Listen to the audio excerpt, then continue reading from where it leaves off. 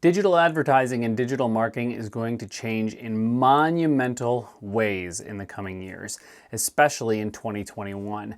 What does that mean for your business, and how can you weather the storm? Some will rise and some will fall with all of these changes coming on. And if you want to not be destroyed, stay on top of your game, and continue to make money, you're going to have to change your strategy in 3 major ways. I'm going to share those with you after this. And stick around till the end, because I am going to show you a hack that I use in all of my clients' stores and websites, so I know exactly what people are doing on my site so they'll convert.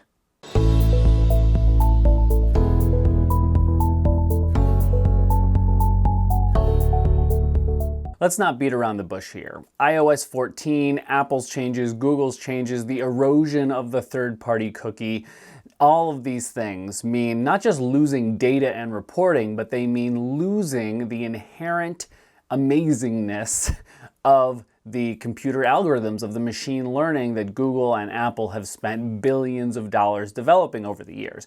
Well, we're not losing that 100%, we're losing it enough now where we need to stop thinking about creating funnels on autopilot on the internet and instead find a way to build businesses that reach out through different strategies. We're going to go over my shoulder here. I want to remind you to hit that like button and subscribe if you get value from this. I want more people to see this video, as many people as possible, because we really need to change the way that we're doing things now.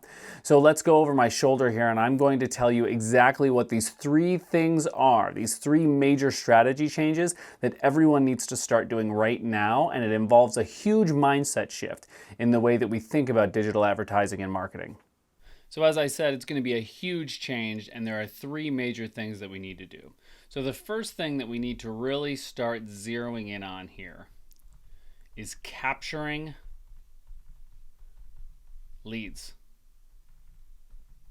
And you know, what's funny is that in the world of digital advertising and marketing, we often split up leads versus sales. So you have one type of business, like you're a lawyer or you're an agency or something like that, and you want to generate leads into your business so that you can then sell them. But if you're a store and you're selling things, you don't generate leads. You're just trying to get purchases. Like, people just come in and purchase.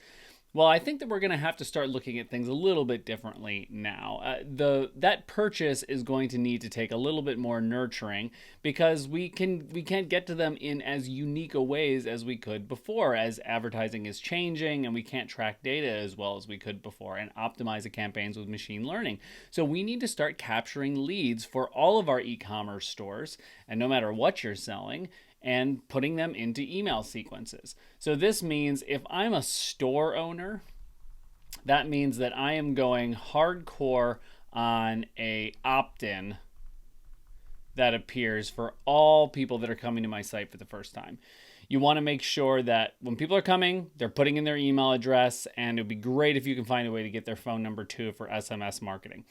Highly recommend that. Klaviyo makes it super easy. You can just go into the opt-in section, create a form, and if you've got the snippet installed on your site, which you all will if you have Klaviyo, it'll just automatically pop up there, and it'll just go right into it.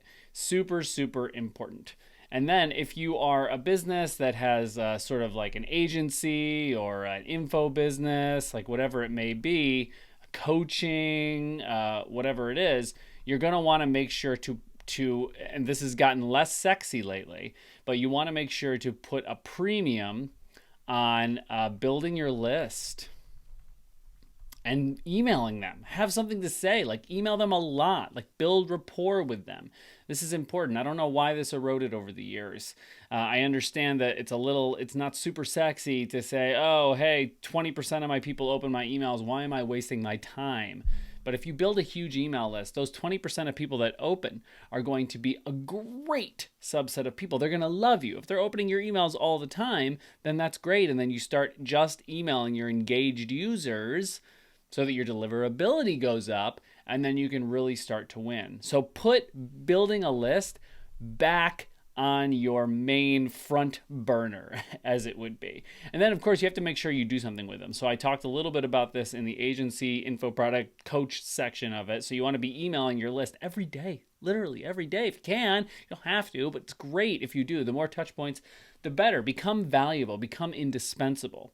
If you're a store owner, you want to make sure to have your key flows up there, and there's a little card there now in the upper corner, wherever it is, up there, that you can click on, that gives you the 5 Klaviyo flows that every online store owner must have. And if you don't have Klaviyo, you have something else. The flows still, you can put them in with any email software. So you've got to get them going ASAP.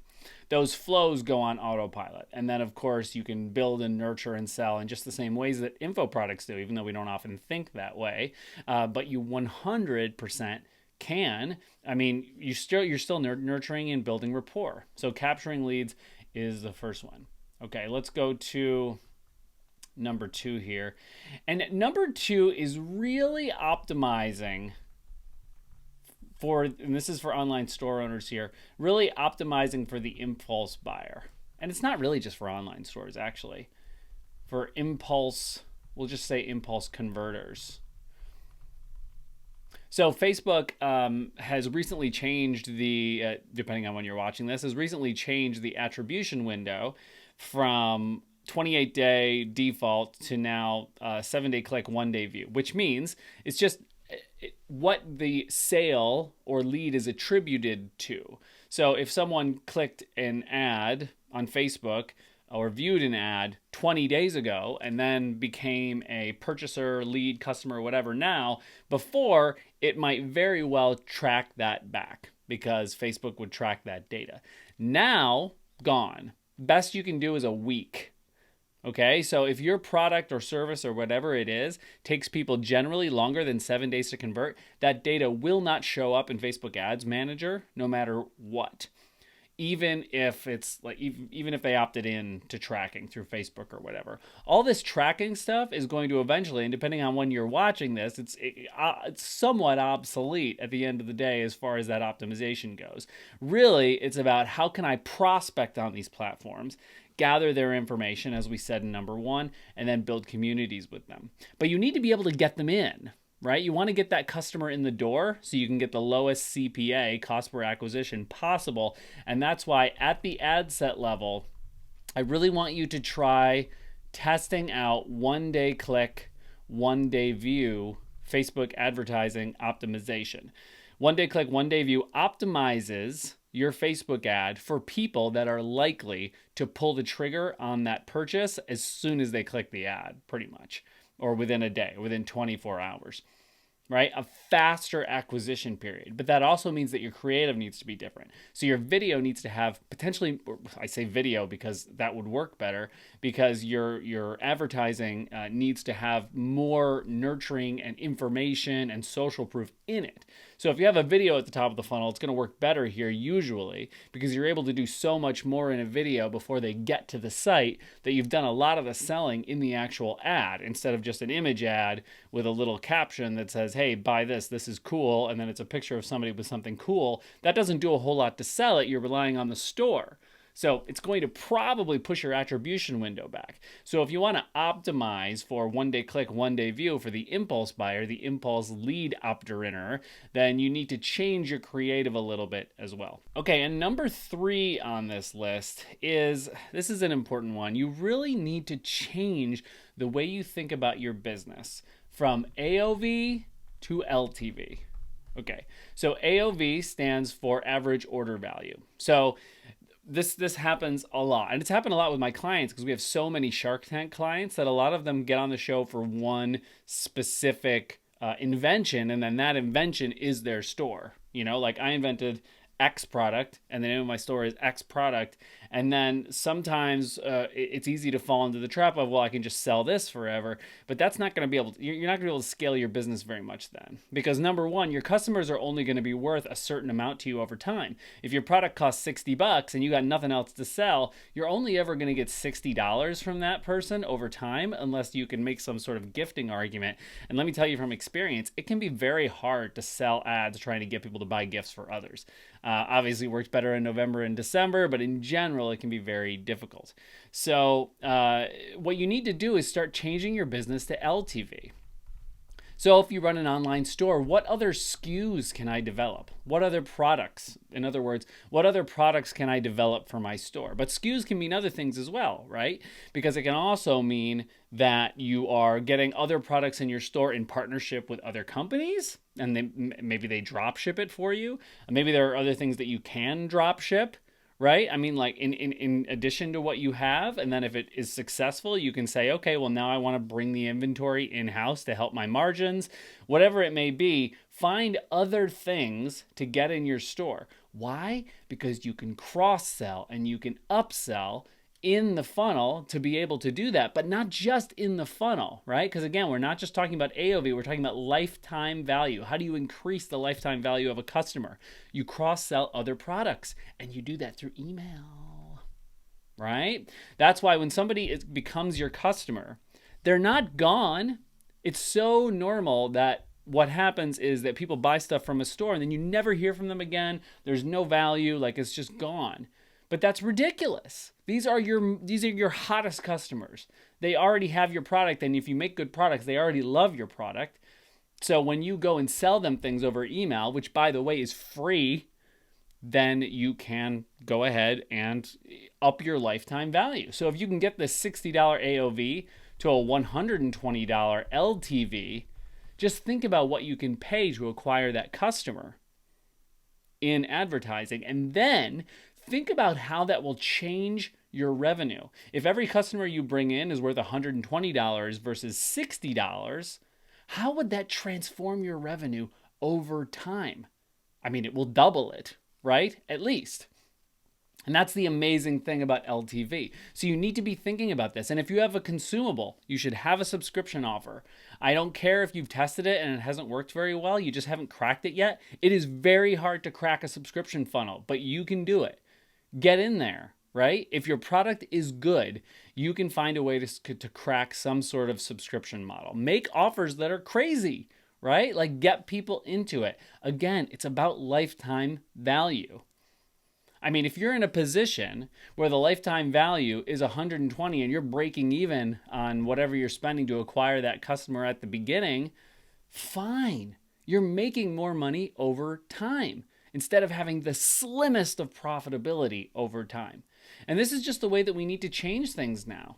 Because as we're capturing more leads, we're doing more email marketing, we're optimizing to get people in the impulse converters, and then we're trying to build more LTV. Here you go. Like, this is the new way to look at it. And guess what?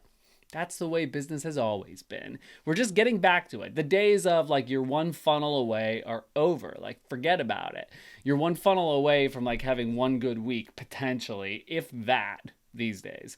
So now you need to build an actual business. You need to care about your customers. You need to nurture them. You need to treat them like they're royalty. And then you need to start selling to them in ethical ways over time and make them part of a family. When you're building a business, you're building a family. Your customers are what's most important. So why just let them go off into the wilderness and never see them again? That's not a business. That's not a business that's going to sustain anything. Now, I told you that I would give you a quick tip, and I'm going to give it to you now. And I'm going to show you right in here how I do this.